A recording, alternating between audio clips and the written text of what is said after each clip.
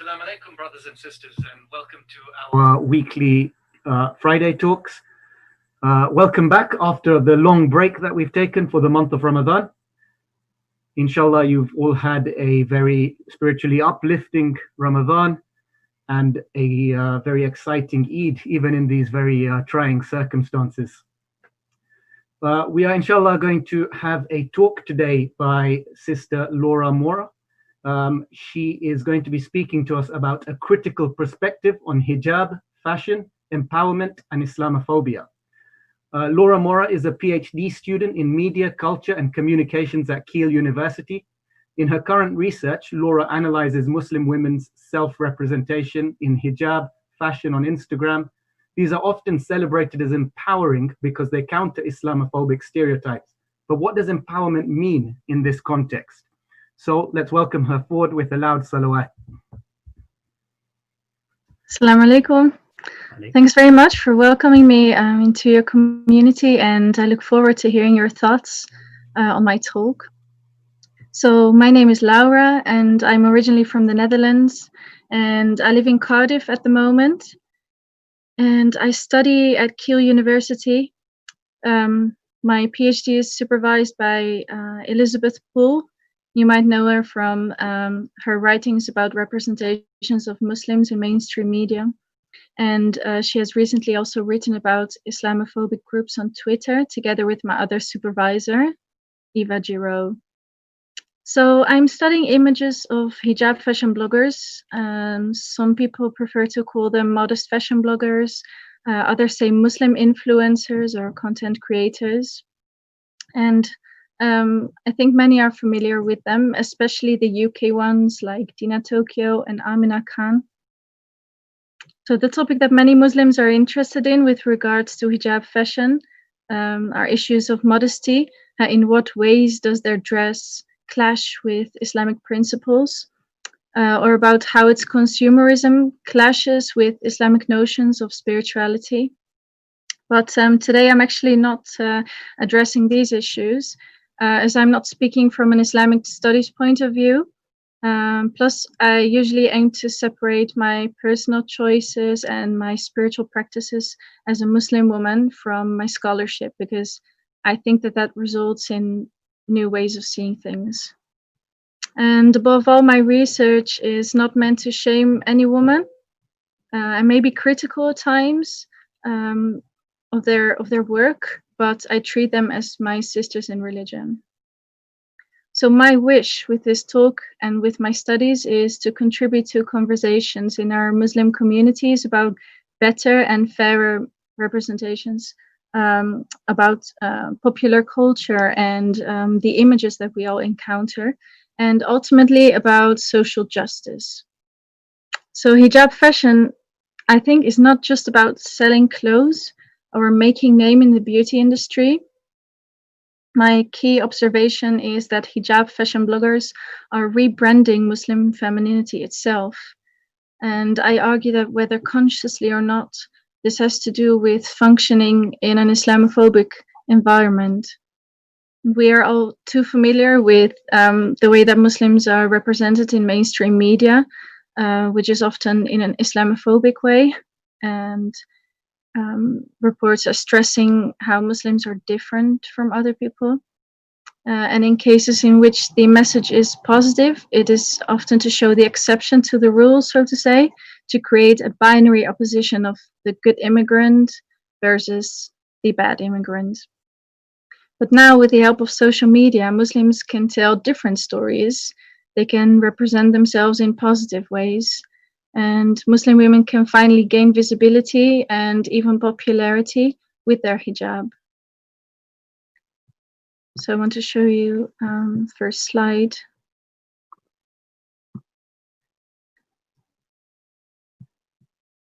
So this is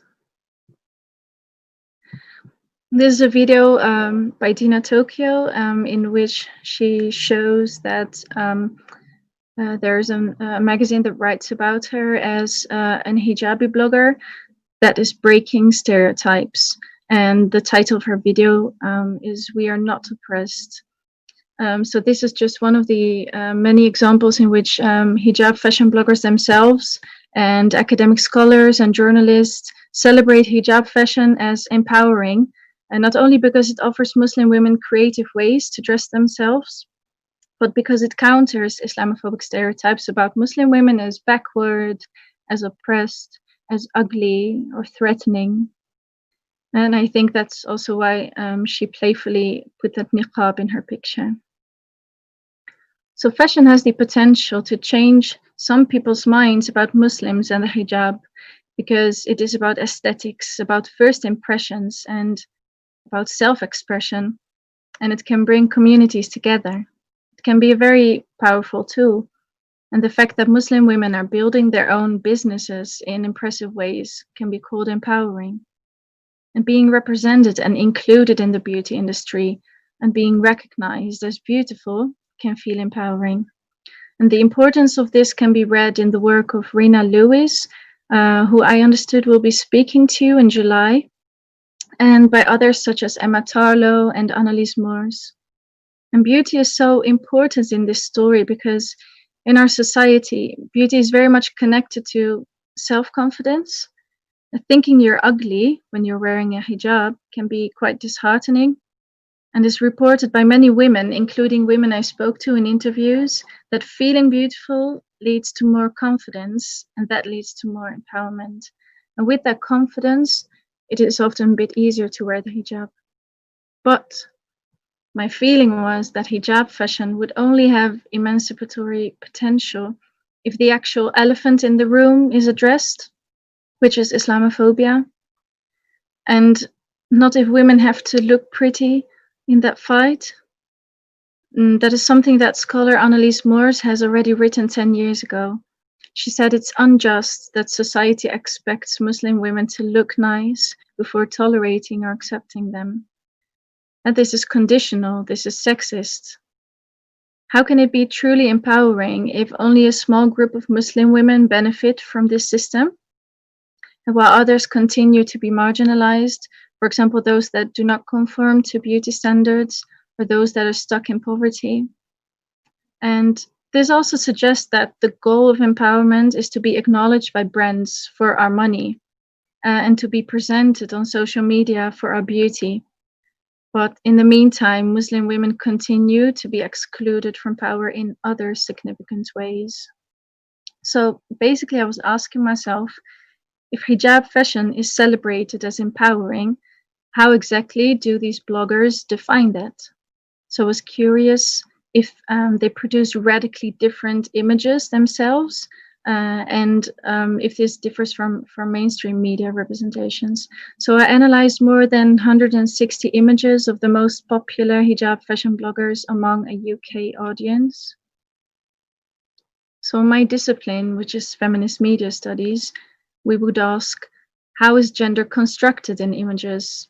How do visual signs and text work together to form a certain definition of empowerment? What kind of power relations are involved? And by what discourse is this surrounded? What history does it have? For those that want to know a bit more about what a discourse is, it can be described as a narrative. It's a certain way of thinking and talking about something in society, and it is shaped by ideologies. And a dominant ideology serves the status quo, and this could be, for example, patriarchy, capitalism, white privilege. It's about what is seen as valid knowledge and which knowledges are silenced in that process. So in my analysis, I observed that hijab fashion images counter Islamophobic stereotypes about Muslim women in 3 ways. First of all, bloggers portray themselves in an empowering way, and they identify themselves as feminist, or they portray themselves as empowered instead of oppressed. Second point, they portray themselves entrepreneurial, as successful instead of poor and discriminated against. And thirdly, of course, everyone knows that they portray themselves as very beautiful, as style icons, instead of those stereotypes about them being ugly or backward or ultra conservative. So my conclusion is that yes, they do create images that show themselves in a positive and powerful light, but it's not a very radical change in terms of that their ideas about hyper feminine beauty standards, ethnicity. There's still sort of privilege for fair skinned bloggers, or class privilege in the capitalist system. And I did find some very powerful images, which were, for example, referring to Black feminism, or discussing the role of Muslim, like female role models from the Islamic history, such as Khadija. But overall, hijab fashion mainly rebrands Muslim women as good immigrants, as good citizens, as good consumers. And their images do not do much for uplifting the Muslim community as a whole. And I think that reflects a general lack of awareness and solidarity in their definition of empowerment. So when I looked at the values that underlie this, I noticed that it is rooted in a discourse that scholars call post-feminism, which is basically a popularized and depoliticized interpretation of feminism. And the elements of it that I saw in the images was a simultaneous portraying of a progressive femininity. We are feminist, we are empowered, we have women's rights. On the other hand, a return to traditional femininity. So had lots of makeup, beauty products to assert their female side. And secondly, a kind of a popular feminism that is not too political. It's an identity that you can buy with certain products, if that makes sense. It's capitalist friendly, and it doesn't come across as too radical, too queer, too Black, too Muslim. It's quite depoliticized. And it looks like feminism, which is hip nowadays, in the sense of being pro-women and celebrating diversity. But it is a version that makes money on social media because it's easy to capture in one-liners such as "the future is feminine," and in keywords such as girl power and boss lady or lady boss, and also in symbols such as the Rosie the Riveter arm that you can see here. So it's easy for followers to quickly recognize on Instagram and to like or comment on.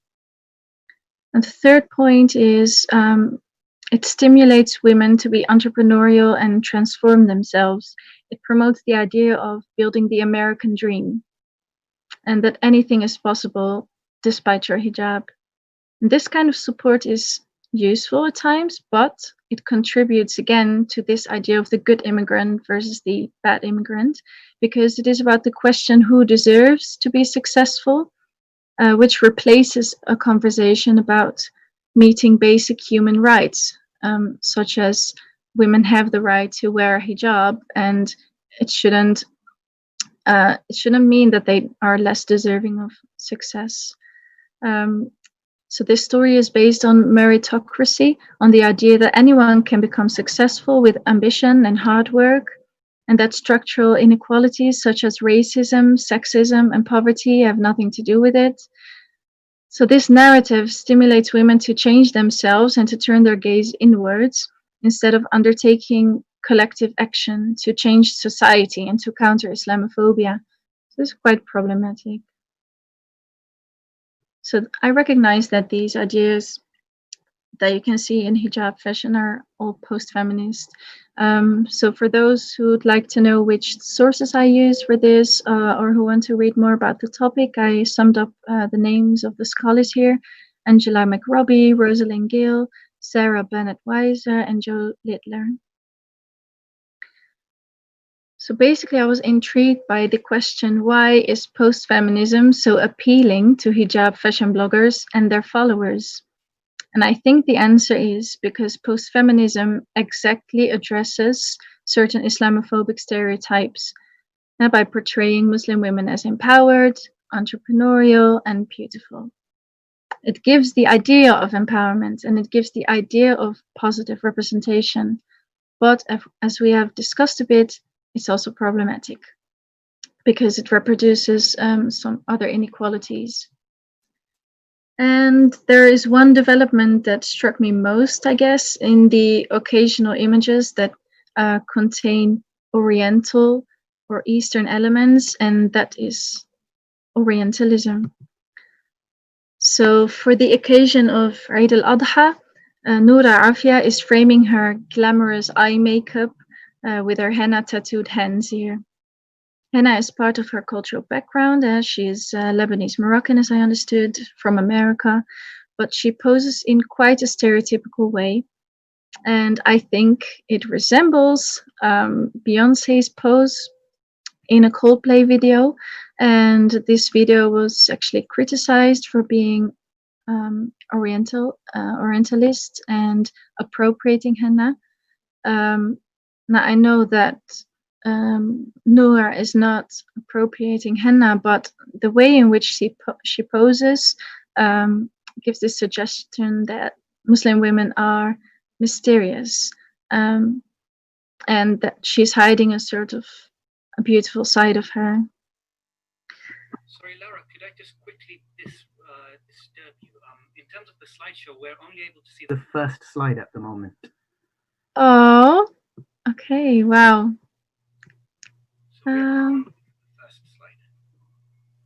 Oh, I don't know why though. Because I am screen sharing. Let me go back. Let me try again.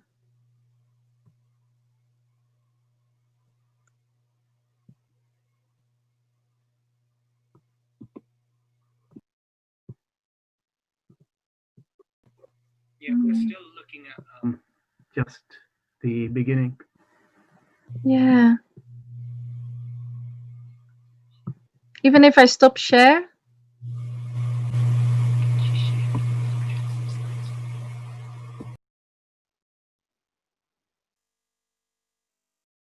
Even if I stop share? Do you still see the PowerPoint? No, we can't see the PowerPoint at all. Mm-hmm. Okay. How about now? Yeah, that's much better. Okay.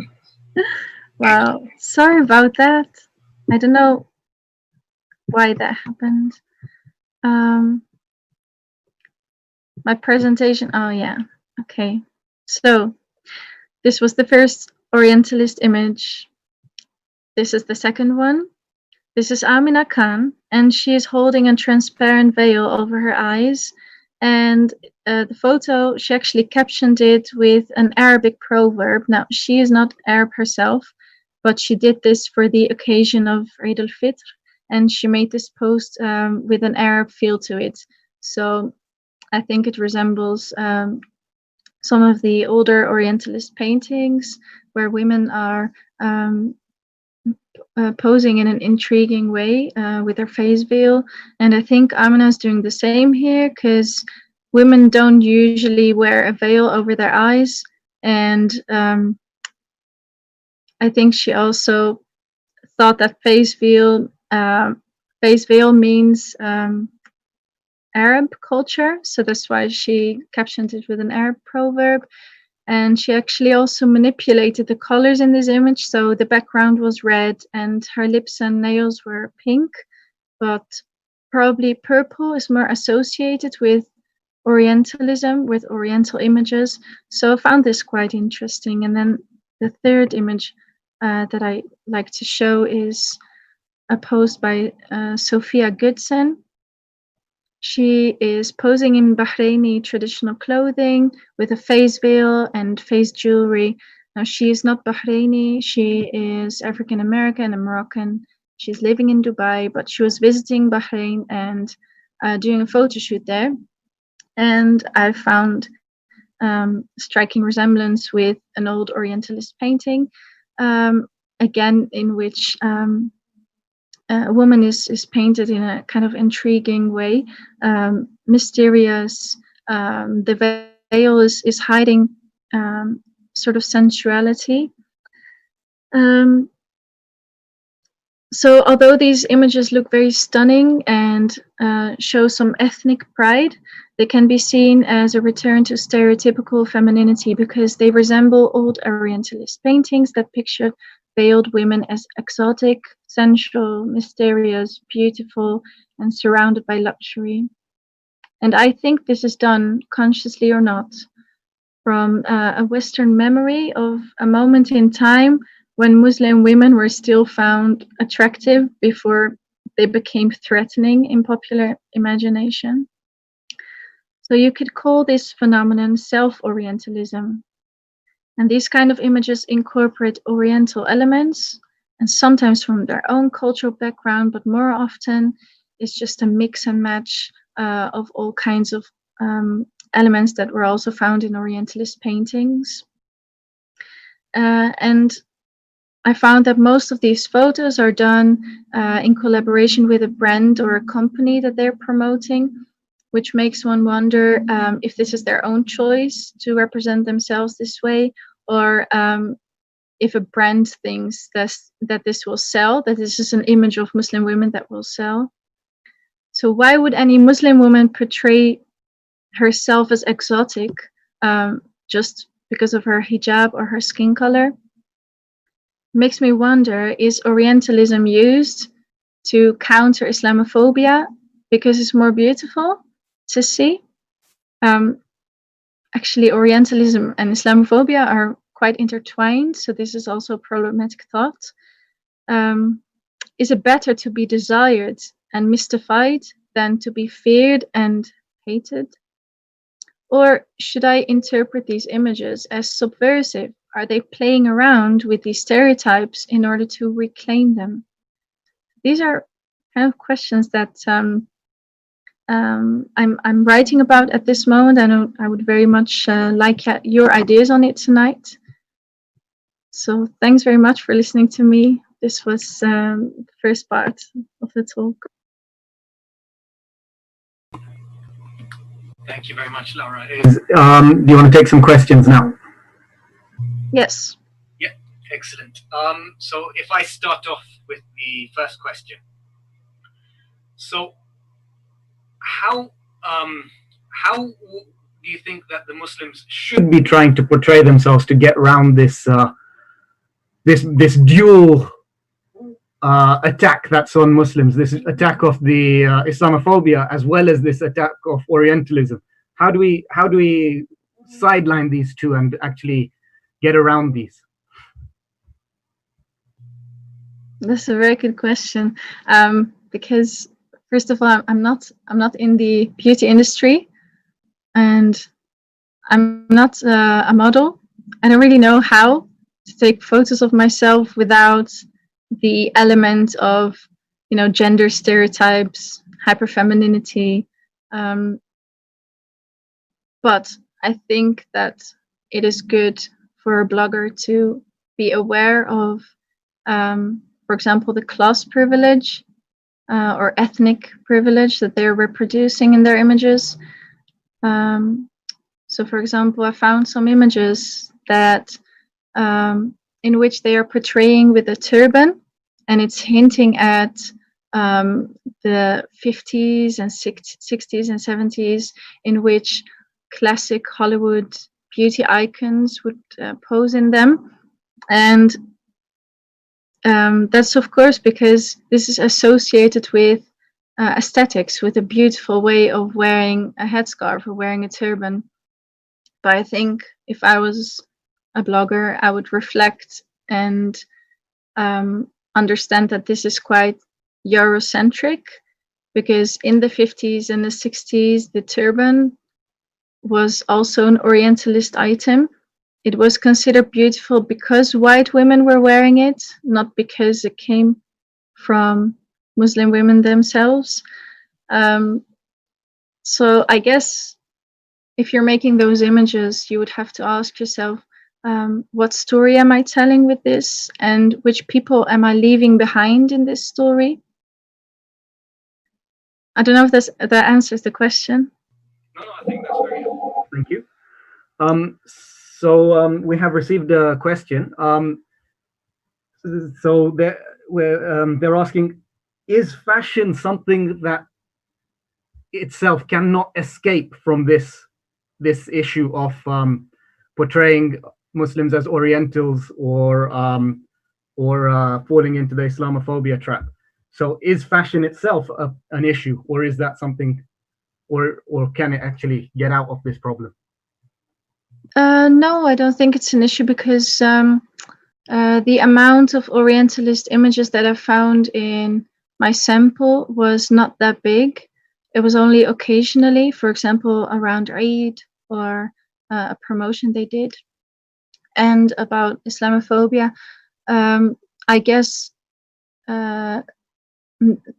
the images that I found that escape this in a way is those that are not reactionary to stereotypes, those that set their own agendas, those that cater to their followers and not necessarily to big brands that they're appealing to.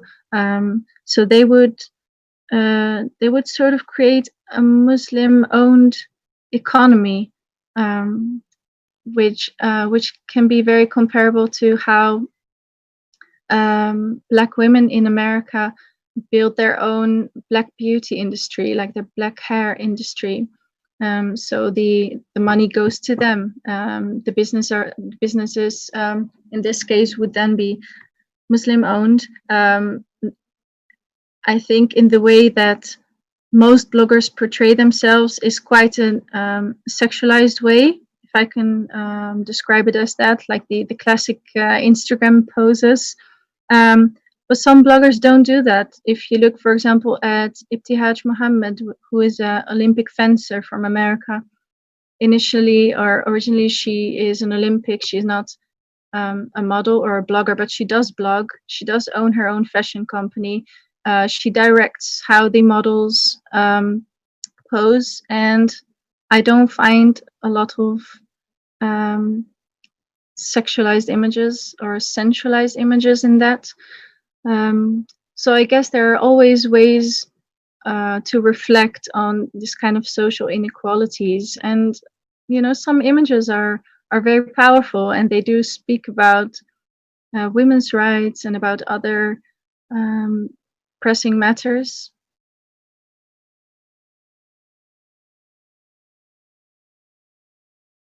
Okay, thank you very much. Let's just take a look.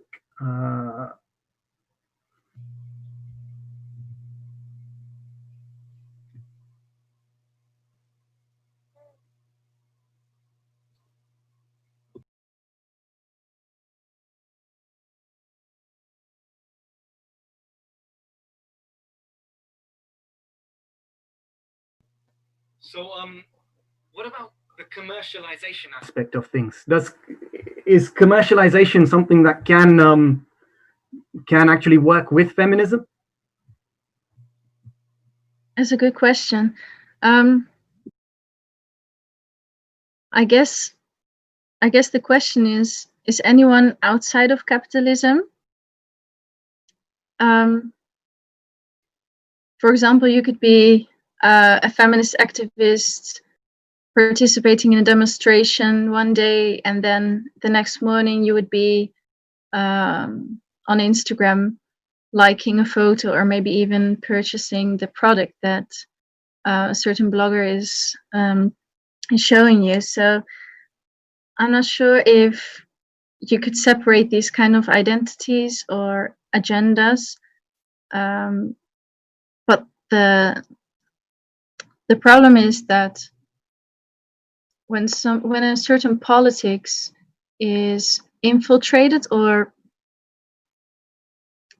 like spoiled by a commercial agenda, it means that money flows in a certain direction, and usually the rich are getting richer, the poor are getting poorer, instead of talking about ideas of redistributing money, for example.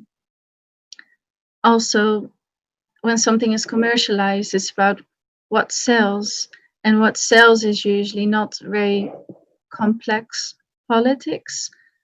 People don't have the time, especially on social media.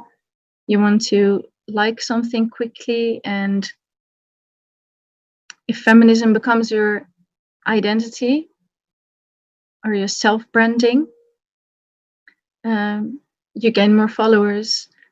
So if you identify yourself as feminist, you automatically get more followers from a certain direction, which gives you more earnings. So even if you would want to be very ideological and very political on social media, you do earn money, but maybe it's coming from a different direction. You know what I mean? So these kind of things are very intertwined, but I guess we always have to reflect and to be aware of not trying to be appealing to commercial forces, to keep our own agendas, and not to be too reactionary, or to set our own agendas, I guess. Okay, Laura, you mentioned this, that was part one. Is there a part two?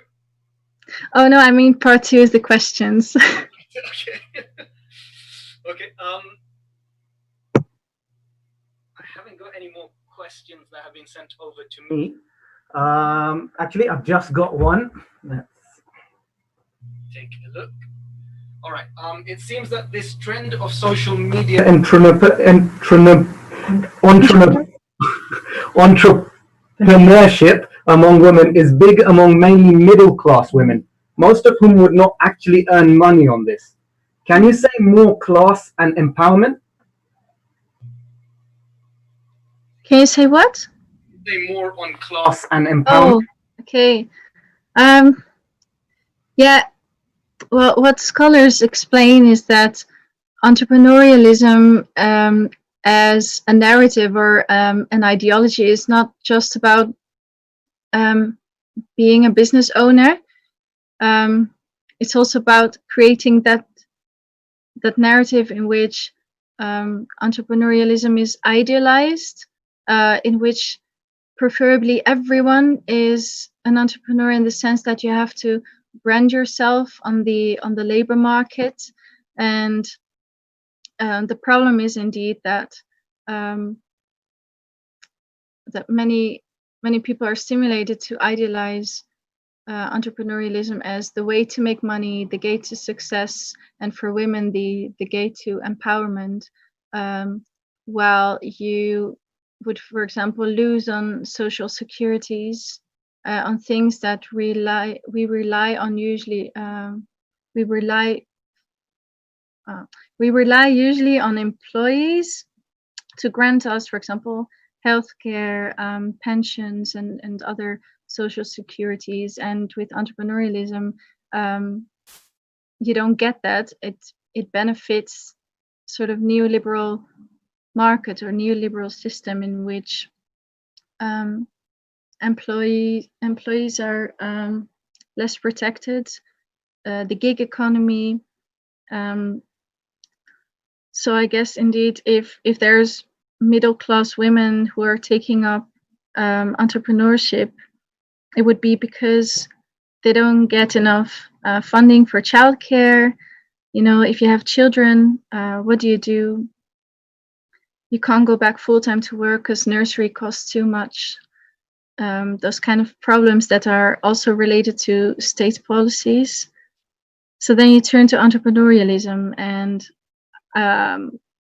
well, I take that as the truth. What this commenter says about not making money, I actually don't know much about that. But if they don't make money, then the narrative is working, because apparently the economy as it is now does get people into entrepreneurialism. I'm not sure what to say more about class. Sorry, I don't know that much about how class is a factor in entrepreneurialism or in working. Sorry. But how would you say the class aspect interacts with this this kind of blogging amongst the Muslims anyway?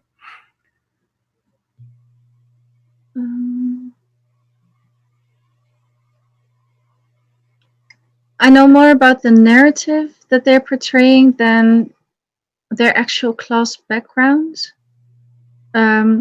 Some of these bloggers come from very, very rich backgrounds. They're very privileged, so it's easy for them to do vlogging because they have a nanny to take care of the kids, and they go lots of nice places. They have nice cars, nice houses, etc. But then there are also what I think working class bloggers who seem to be very successful in what they're doing, but they're not telling that they might be an exception. In that sense, that it's not easy to make a lot of money or to become very successful. But it seems that bloggers and social media platforms are maintaining this myth that you can blog your way to success and escape that trap of poverty or of a classed society. So it's kind of the American dream, I would say. Okay, so quite similar to the rest of social media. It's trying to give that image of having lots of stuff, I guess. Yeah. It's a very good question. They're all very good questions. They really challenged me. Thank you very much. So we have a further follow-up question on the previous one about the class and empowerment. So how does this sort of empowerment actually change the status quo of women? Does it just keep gender roles in place with women staying at home but making videos in addition to child and house care? How does it impact patriarchy? Yeah, I've been thinking about this. I actually have a section in a chapter is called Mommy Culture, or the culture of the mompreneur. And there are many problematic sides to it, I would say. First of all, of course, because there's no collective action, for example, to get more child benefits or to get more funding from the government to put your children in nursery, for example. And so it gives women, again, the role of having domestic labor, but also they have to work in order to be seen as successful. So when they blog, they work, they can combine it with the childcare. So they also do the digital labor. So then they have the domestic labor, the digital labor, and the digital labor also involves aesthetic labor, which is keeping your house tidy, looking nice all the time, dressing your children in nice ways, and keeping this appearance up all the time.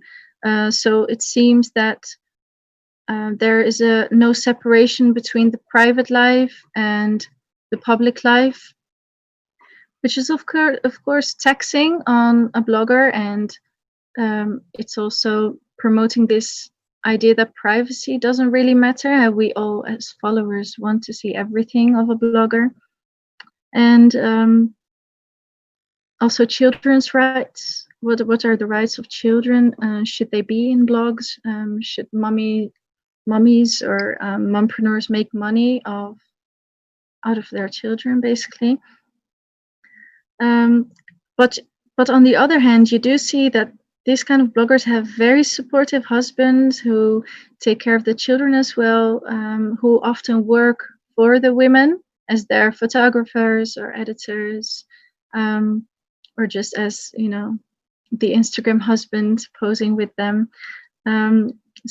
So what you get to see from their videos and images is that they actually have a very equal relationship. Just, we can't know for certain because we don't see the backstage side of things. But I would say it's not so much the relationship between husband and wife, but it's more the system of social media, working in social media, that is giving women this domestic labor, digital labor, and aesthetic labor. Okay, thank you. So we've got another question.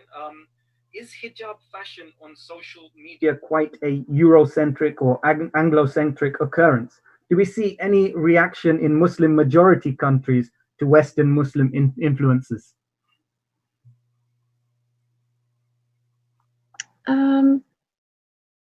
I must say I don't know the answer to that question, because I focused on just 20 bloggers that are popular among a UK audience.